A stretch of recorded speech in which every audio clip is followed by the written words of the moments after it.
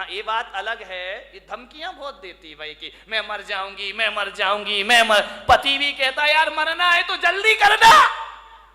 20 साल से तो सुन रहा हूं ना, आज मर रही ना कल मर रही है, जल्दी मरे तो हम दूसरे की व्यवस्था करें। अब तुम ऐसी एज में जाके मरो ना तुम अपनी रहो ना मैं किसी का हो पाऊं, ऐसे मर के भी क्या करूंगा।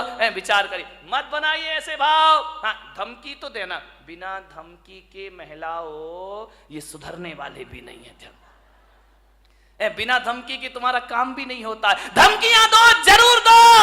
आज से इस पंडाल से एक संकल्प लेकर जाओ, यदि तुम्हारा काम ना सुने तो धमकी दो। धमकी देना, धमक मत देना, नहीं तो गड़बड़ हो जाएगा। ध्यान रखिए, इन्हें धमकियां दीजिए लेकिन ये धमकी मत देना कि मैं मर जाऊंगी, और तुम दोगी भी तो इन्हें विश्वास नहीं होता। ध्यान रखना कि 50 साल से तो सुन रहे यार मर जाऊंगी मर जाऊंगी, ये तो बोलती रहती है, बकती रहती है, कोई सुनने वाले नहीं है। मैं आपको अपने काम बनवाने का एक सूत्र दे रहा हूं, ध्यान रखिए, बहुत प्यारा सा सूत्र दे रहा हूं। यदि वो बात बोल दी तो ये तुम्हारा काम जरूर सुनेंगे, तुम्हारे मन की इच्छा जरूर पूरी करेंगे। मरने से तो बिल्कुल भी करने वाले नहीं है। ध्यान रखिए, आपसे मेरा निवेदन है, अब यदि कोई काम तुम्हारे पति तुम्हारा परिवार ना करे तो ये मत कहना कि मैं मर जाऊंगी। आज से नियम ले लो, ऐसी धमकी देना, कहना मैं आरिका बन जाऊंगी, मैं साध्वी बन, मैं सन्यासिनी हो जाऊंगी। नहीं आया समझ में?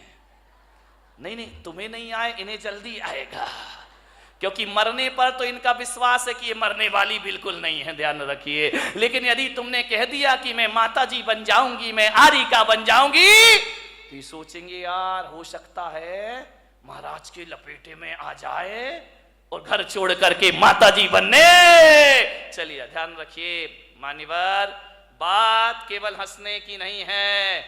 जिस क्षण आप कह रही हो मैं आरिका बन जाऊंगी, मैं साध्वी बन जाऊंगी, उस समय यदि आयु कर्म का बंध हो तो ध्यान रखना, आरिका बनो या ना बनो, देवगति की पात्र हो जाया करती हैं। ध्यान रखिए, सदगति हो जाती है हमारे जीवन में।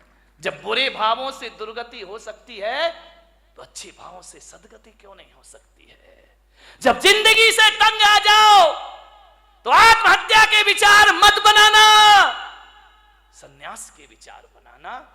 तुम्हारे विचार तुम्हारे जीवन को पवित्र कर देंगे। ध्यान रखिए, मरने के भाव मत बनाइए, सन्यास के भाव बनाइए, बैराग के भाव बनाइए। और एक बात और बता रहा हूं, 3 चीज बड़े झटके में होती हैं, ध्यान रखना, सन्यास, दान और आत्महत्या।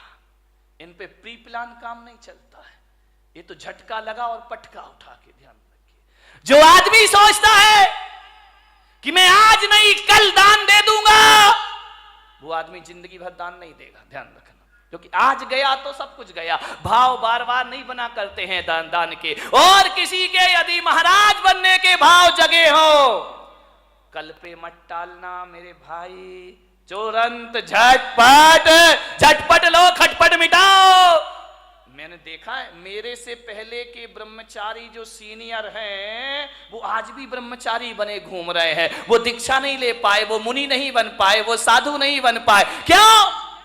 पुराना हो गया सन्यास, पक गया सन्यास। अब दीक्षा के भाव ही पैदा नहीं हुआ करते हैं, अब उनके भाव ख्याति लाभ के हो जाया करते हैं। विनयी महाराज बने, जब अपनी पूजा हो रही है तो महाराज बन के क्या करेंगे। ध्यान रखिए, विद्वान कभी दीक्षा नहीं लेता, पंडितों ने कभी दीक्षा नहीं ली, सन्यास नहीं लिया। ध्यान रखना, ये दूसरों को सन्यास दिलाते हैं, खुद का नंबर आता है तो खुद पीछे हो जाया करते हैं। एक पंडित जी मुझे मिले, अब वो इस दुनिया में नहीं है। उनकी जब पहली बार मुझसे मुलाकात हुई, उन्होंने कहा कि जब मैं ब्रह्मचारी था, उन्होंने कहा कि भैया जी मैंने 150 पंच कल्याणक करा दिए।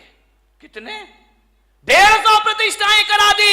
मैंने कहा 150? बोले हाँ। तो मैंने कहा 150 दीक्षा कल्याणक भी करा दिए? बोले करा दिए। तो मैंने कहा 150 बार भगवान के कपड़े भी उतरवाए होंगे? बोले उतरवा दिए। मेरे जैसा विद्वान नहीं। मैंने कहा पंडित तेरे जैसा मूर्ख नहीं है। बोले क्या? मैंने कहा 150 बार भगवान के कपड़े उतरवाए, तुझे अपने उतारने की एक बार भी सुध नहीं आई? और मैंने कहा पंडित मैंने एक भी प्रतिष्ठा नहीं कराई, लेकिन एक बार देखी और मेरे कपड़े अपने आप उतर जाया करते हैं। विचार करिए, सोच विचार नहीं। आचार्य विद्यासागर जी महाराज, उनकी दीक्षा हुई। महाराज अजमेर में थे, नई नई दीक्षार्थी थे, नई नई दीक्षा हुई थी। बड़ा प्यारा प्रसंग है उनका।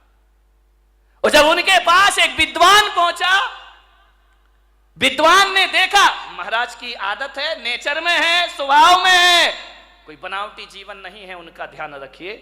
सिर उनका झुका रहता है, शुरू से ही झुका रहा, कभी नजरें उठाकर नहीं देखे। पंडित गए, विद्वान गए, पोथी पत्रा लेकर, महाराज। महाराज कुछ नहीं बोले। क्या बोले? हमारे जैसे हो तो बात भी कर ले, वो तो बोलते ही नहीं। गए, बोले महाराज, उस समय नए नए दीक्षार्थी थी, नई नई दीक्षा हुई थी, 23-24 साल के रहे होंगे महाराज। उन्होंने कहा कि महाराज नंगे हो गए, कपड़े उतार दिए, कुछ शास्त्र मास्त्र पढ़े हैं कि ऐसा ही आगम पढ़ा है? महाराज कुछ नहीं बोले। अरे समय सार पढ़ा है? महाराज कुछ नहीं बोले। बोले बस कपड़े उतार के बैठ गए, रोटियां मिल रही हैं समाज की, आराम से जय जयकार, ख्याति लाभ। समय सार पढ़ा है आपने? जब 3 बार उसने बोला तो महाराज ने कहा अब तो जवाब देना जरूरी, अब बहुत ज्यादा पानी सर से ऊपर हो रहा है। उन्होंने कहा बोलो पंडित जी, क्या बोलना चाहते हो, क्या पूछना चाहते हो? उन्होंने कहा समय सार पढ़ा है। महाराज ने कहा तुमने पढ़ा है? बोले हाँ। बोले कितनी बार? बोले 108 बार।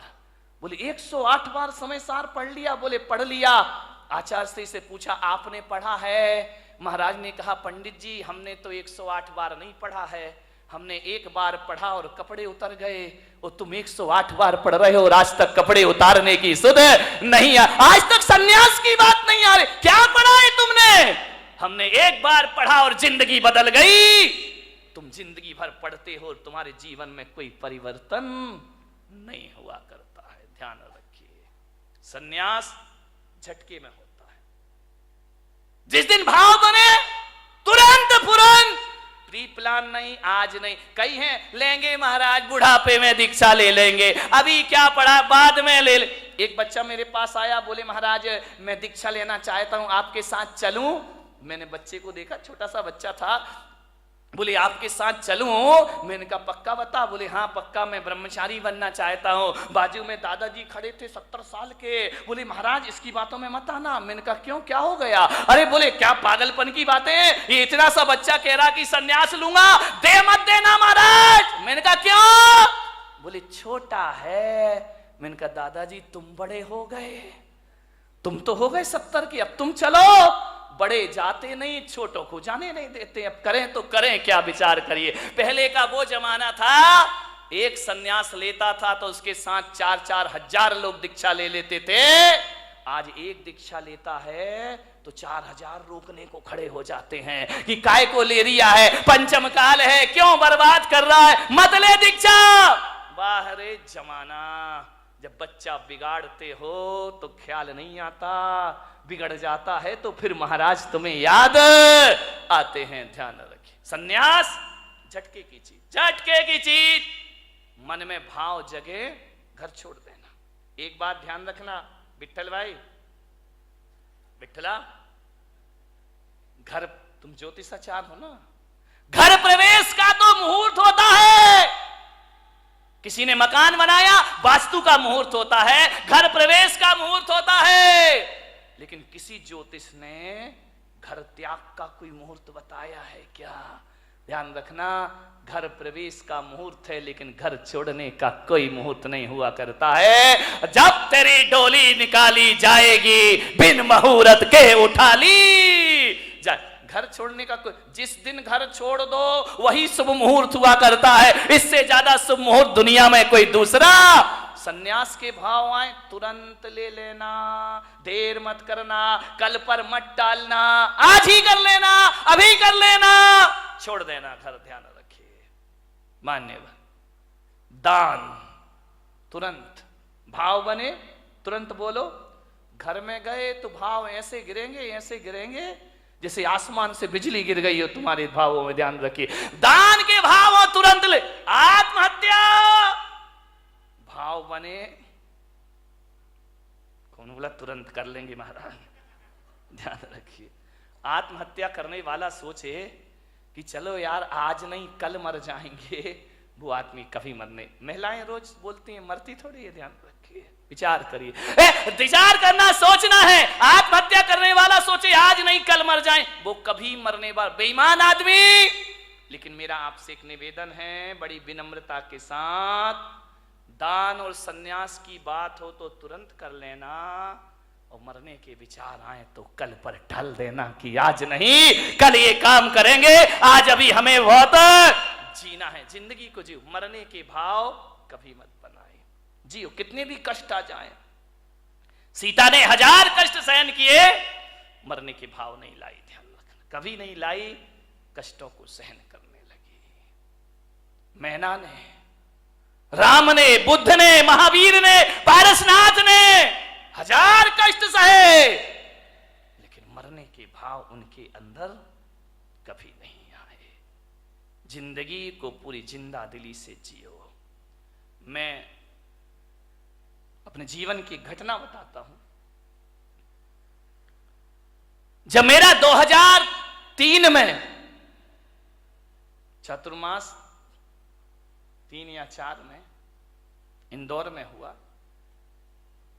और जब मेरा चातुर्मास इंदौर में हुआ, मेरे दोनों घुटने खराब हो गए। मुझे सीढ़ियां चढ़ने में परेशानी होती।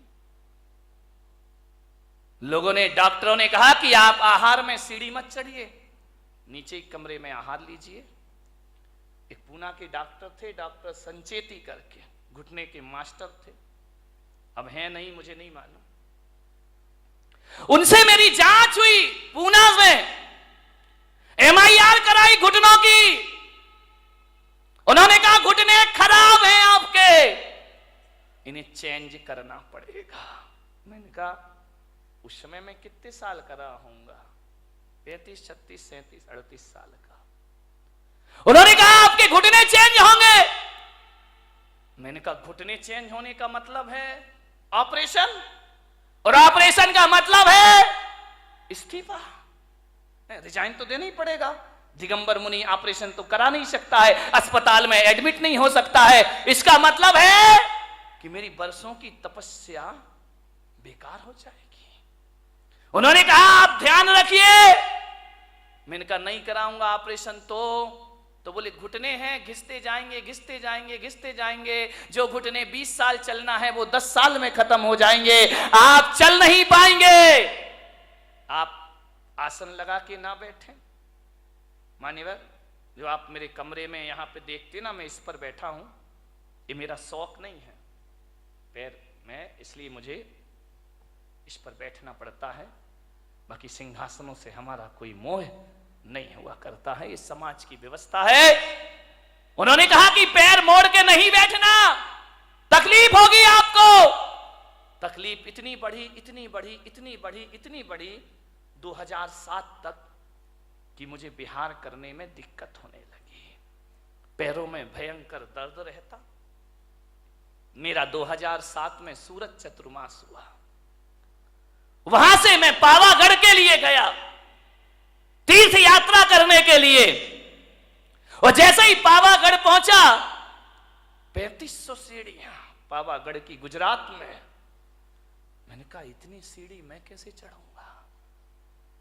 तो मैंने विचार किया कि कल सुबह भक्ति करके पाठ करके मैं जाऊंगा पावागढ़, नीचे वाली सीढ़ी पे खड़ा होकर उस तीर्थ की वंदना कर लूंगा। मेरे पैरों में इतनी ताकत नहीं है।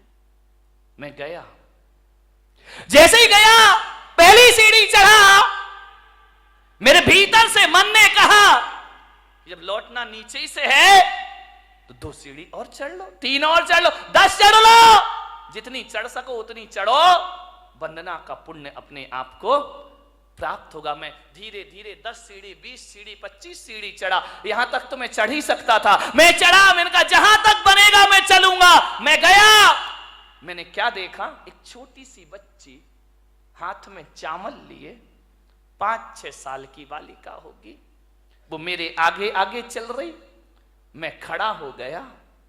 बच्ची ने कहा आओ महाराज। रुक क्यों गए?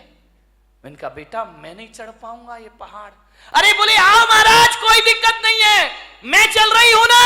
छोटी सी बच्ची तुतलाते हुए बोली मेरे पीछे पीछे आओ। मैंने कहा वाह रे, सारी दुनिया मेरे पीछे चलती है, ये बच्ची कह रही मेरे पीछे पीछे आओ। मैंने कहा चल बेटा मैं चलता हूं। चलते गए, बोले आओ महाराज आओ।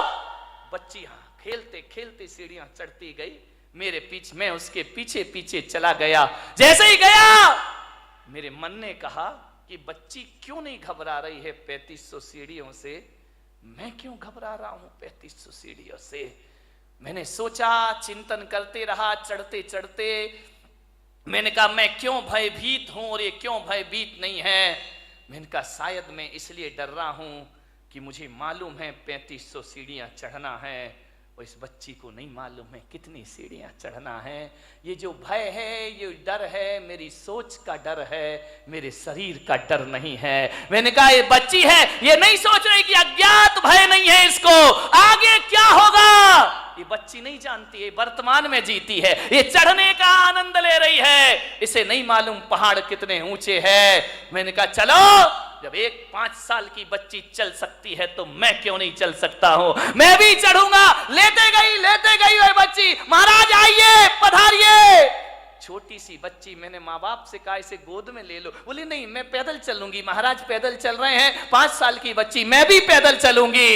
अरे मैंने कहा बच्ची तू मुझे देख के पैदल चल रही है और मैं तुझे देख के पैदल चल रहा हूं, आओ दोनों एक दूसरे को देख चलते गए। चल आपको विश्वास नहीं होगा, 2 घंटे में मैंने और बच्ची ने 3500 सीढ़ियां चढ़ ली उन पहाड़ की। ध्यान रखिए, जो कभी 2nd फ्लोर में आहार में जाना नहीं चाहता था, 3500 सीढ़ियां चढ़ी। किससे चढ़ी मेरे भाई? ना कोई मंत्र, ना कोई ताकत, ना कोई शक्ति। हौसले बुलंद रखिए। मैं वहां पर चढ़ा शाम के वक्त, रात्रि विश्राम वहीं हुआ और सुबह ऐसे उतर के आ गया। वो दिन है और आज का दिन है, मेरे घुटनों का दर्द कहां है मुझे पता ही नहीं है। कोई दर्द नहीं है। ये बात अलग है कि दोनों हड्डियों के बीच का गैप कम हो गया, लेकिन आज भी भाई साहब मैं अपने हौसलों के दम पर 20-30 किलोमीटर भी चलने की ताकत अपने अंदर रखा करता हूं। किससे जी जाती है जिंदगी? हौसलों से जी जाती है। ध्यान रखना, पंखों से उड़ान नहीं होती है, परिंदा हौसलों से आकाश उड़ा करता है। ध्यान, हौसले बुलंद रखिए, नर्वस मत होइए अपनी जिंदगी में। कितना भी कुछ लुट जाए, कितना भी कुछ चला जाए, हौसले बुलंद रखिए। गुजरात के भूकंप में 8-8 दिन के बाद दबे हैं लोग, तो भी जिंदा निकल आते हैं। ध्यान रखिए, जो जिंदा निकल आते हैं वो फिर से अपनी दुनिया बसा लिया करते हैं। मेरे भाई, एडमंड हिलेरी का नाम सुना होगा। 1952 में वो एवरेस्ट की चोटी पर चढ़ने को तैयार हुआ, चढ़ा, असफल हुआ, गिरा, सफलता प्राप्त नहीं हुई, निराश नहीं हुआ। फिर चढ़ूंगा, फिर करूंगा, फिर लड़ूंगा जिंदगी से, देखता हूं जिंदगी कितना मुझे परास्त करती है। एक जगह लंदन में किसी सभा में उन्हें आमंत्रित किया गया, दीप प्रज्वलन उनसे कराया गया।